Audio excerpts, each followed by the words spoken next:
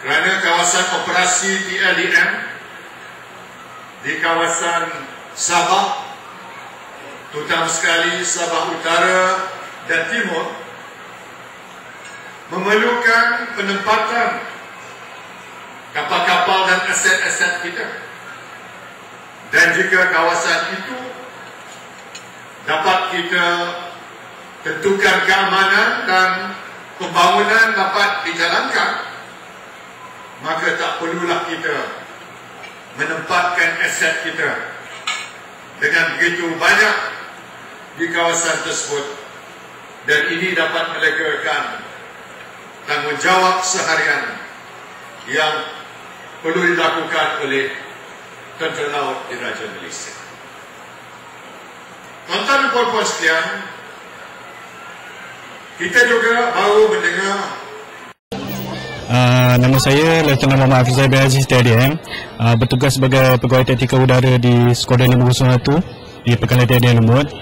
Pada hari ini saya berasa amat bertuah dan bangga kerana Yang Amat Berhormat Perdana Menteri kita sudi turun dan menemui rakyat Malaysia yang bertugas di Pangkalan TLDM Lumut ni.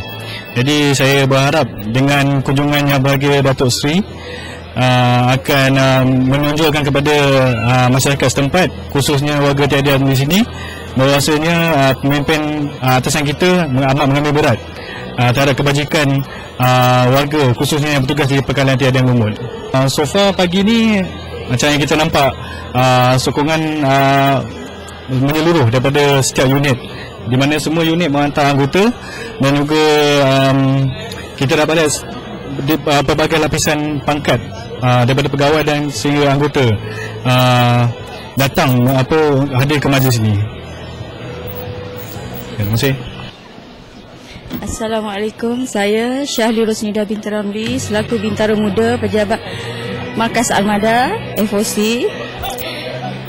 Di perasaan saya pada pagi ini amat terujalah kerana Perdana Menteri kita sudi untuk datang ke Pangkalan TLDM Lumut.